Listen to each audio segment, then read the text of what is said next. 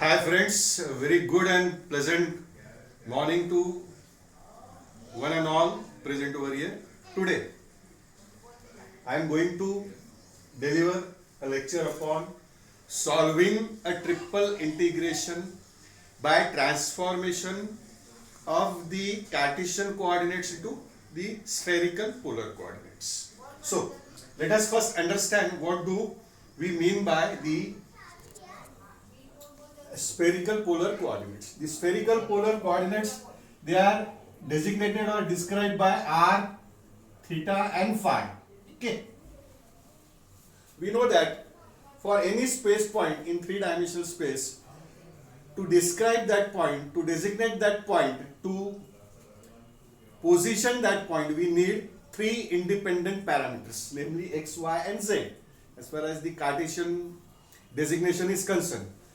So in spherical polar coordinates, it is designated, that same point is designated by r, theta and phi.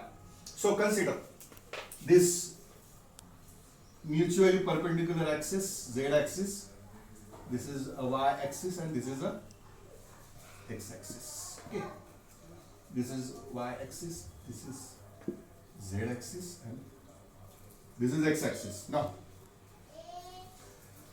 spherical polar coordinates, they are also called as the geographical polar coordinates. No? Okay. Now, they are widely used in understanding various concepts of physics also.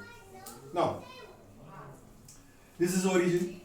To understand the spherical polar coordinates, we make an assumption that there is a sphere whose center coincides with this origin. Okay, number one.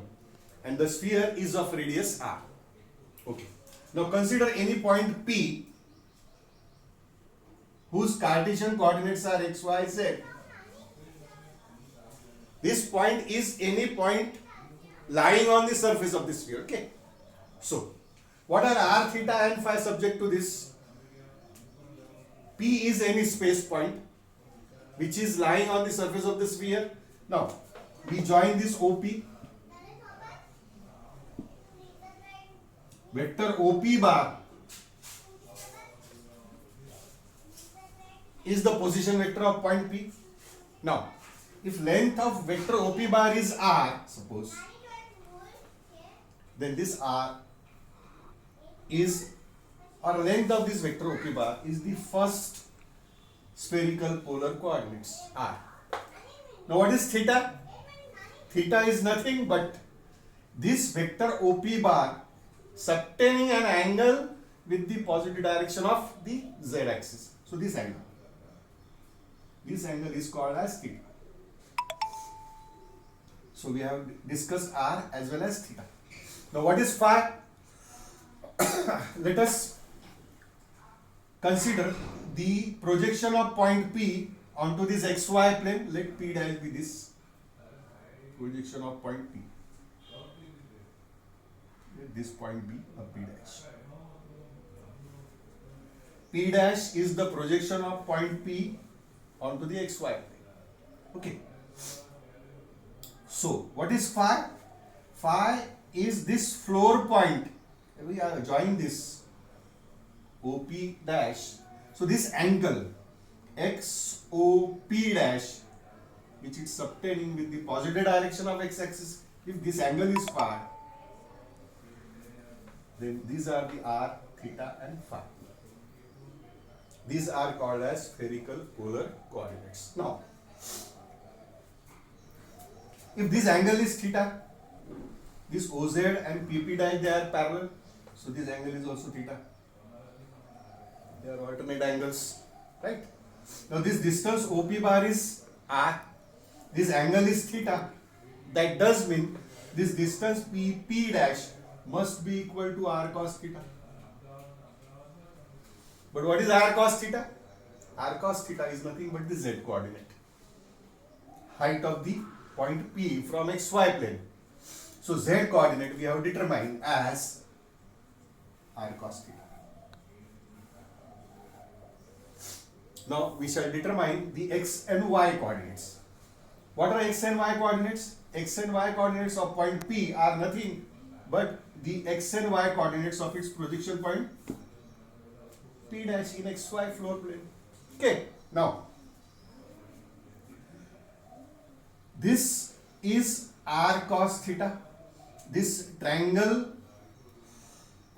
O P dash P is the right angle triangle.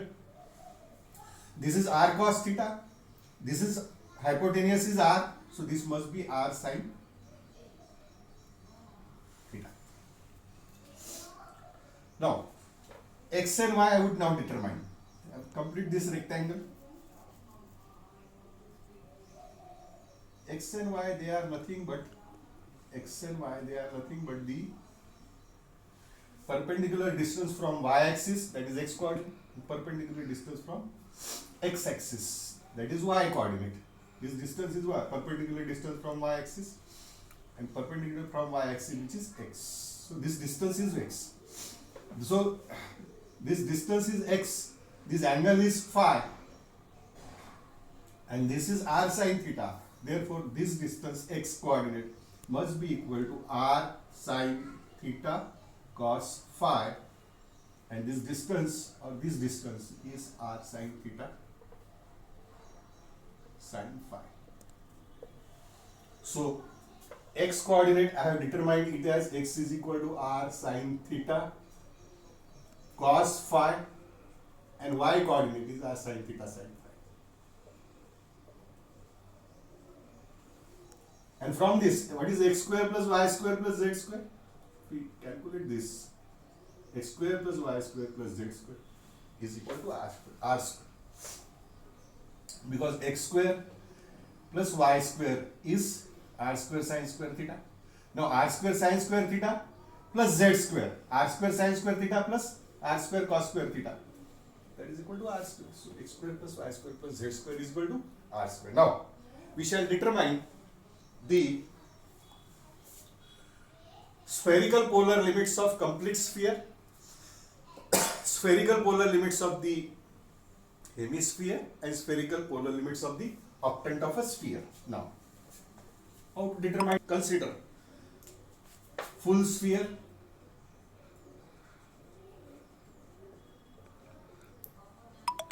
sphere is taken under consideration is x square plus y square plus z square equal to r square.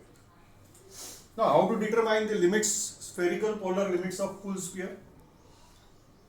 We consider the radius vector in this sphere, and we shall rotate that radius vector along the full sphere. So what happens? The one end of the radial vector is at origin, and another end is on the surface of the sphere of the origin. So subject to this full sphere, the limits of r is r equal to 0 to r is equal to a for full sphere. Now, what are the limits of theta? Theta is the polar angle which the vector OP bar is making with the positive direction of z axis. So, to determine the limits of full sphere of this theta, so what is the maximum value of this theta? At this z axis, it would be making an angle of 0 degree. Now, if this is radius vector is rotating along this full sphere, the maximum angle swept by this radius vector is pi. So, limits of theta, they are from theta equal to 0 to theta equal to pi. Now, what are the limits of phi? Phi is the angle made by the projection point of P dash with the positive direction of x-axis. So, in xy plane, the maximum angle swept by the point P dash in xy plane is 2 pi. So, phi varies from phi equal to 0 to phi equal to 2 pi. So, that is as far as full sphere is concerned. Now, how about the hemisphere? Hemisphere means half of the sphere. If it is cut along the diameter, we get the hemisphere. Upper hemisphere. So, what are the limits of r? Once again, I am rotating the radius vector from the origin to the surface of the hemisphere, which is, so limits of r varies from r is equal to a. Now how about the limits of theta, the polar angle in the hemisphere? So in this hemisphere, this polar angle rotates from theta equal to 0 to theta equal to pi only, sorry, pi by 2. Theta equal to 0 to theta equal to pi, because it is a hemisphere.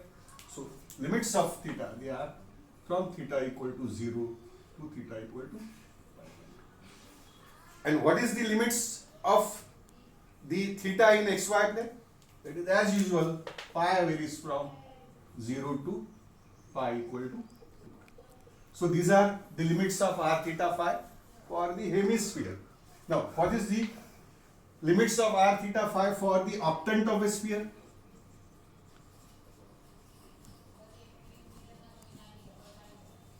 If the sphere is divided into 8 equal parts along the coordinate axis, so the portion of sphere which lies in the positive quadrant, one of the 8 parts, is called as the octant of a sphere. So again, if you consider in this octant, the limits of r, as usual, they are r equal to 0 to a. Again, in this octant, we see that in this octant, theta varies from 0 to pi by 2. Theta varies from theta is equal to 0 to theta equal to pi by 2. Now, in this octant, how much phi rotates from minimum to maximum value?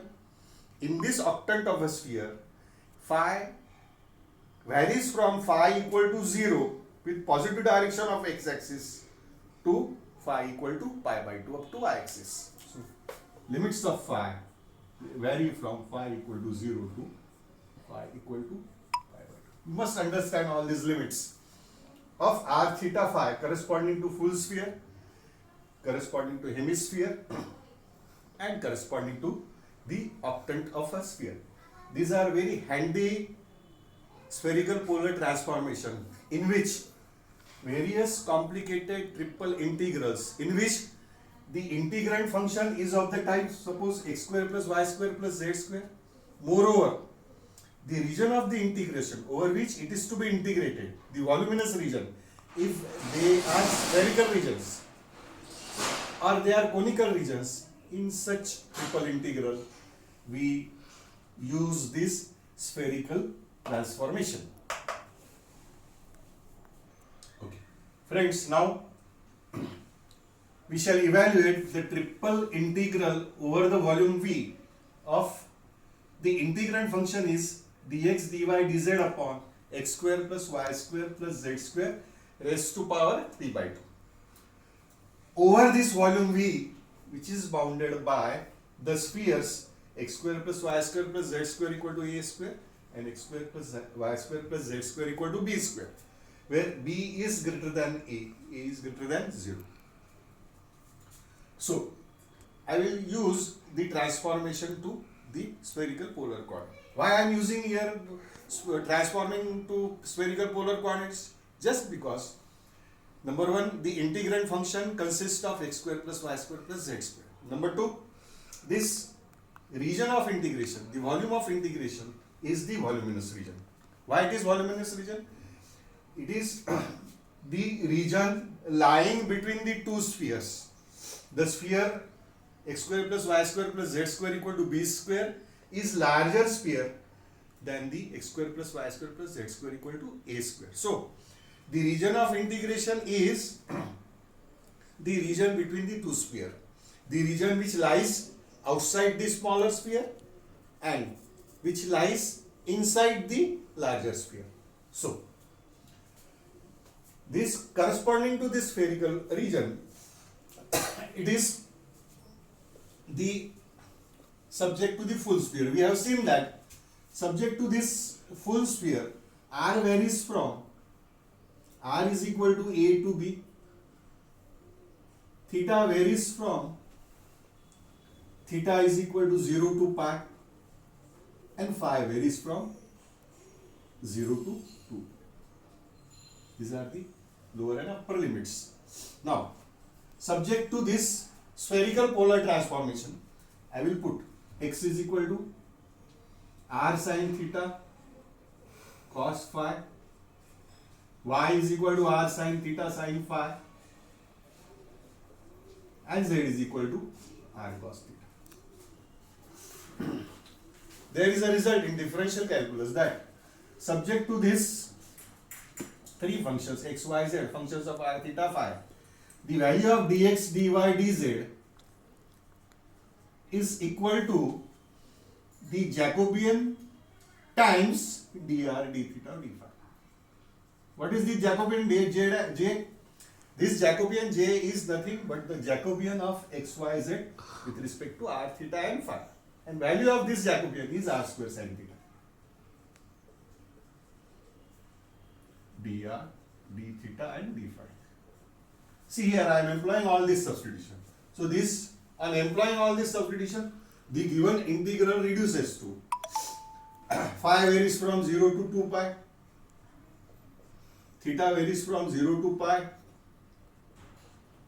and r varies from a to b. dx, dy, dz is nothing but the r square sin theta, dr, d theta, d phi divided by x square plus y square plus z square is nothing but the r square raised to power divided. So it is r square upon r square raised to power 3 by 2 means r cube. R square upon r cube is 1 upon r. So this reduces to integral 0 to 2 pi. These are the limits of phi, d phi. Integral 0 to pi, which are limits of theta. So it is sin theta, d theta. And limits from a to b, they are limits of r, dr upon r. This is r square upon r cube. So this complicated Cartesian integrand, it reduces to into its very simplest form. Now, first integral is 2 pi. Value of this is minus cos theta integral of sin theta. Limits are from 0 to pi. This integral dr upon r is log of r. Again, limits are from a to b. So on simplification, this is twice pi times negative. So I will employ the lower limit first. Cos 0 is 1 minus upper limit cos pi is minus 1. This is log of upper limit b minus log of lower limit. So it is log of b by a. So it is 4 pi log of b by a. So this is the answer of this integral. So these are a very handy and very cracking substitutions, spherical polar coordinate substitution, by virtue of which many complicated integrals they can be easily solved. Thank you very much.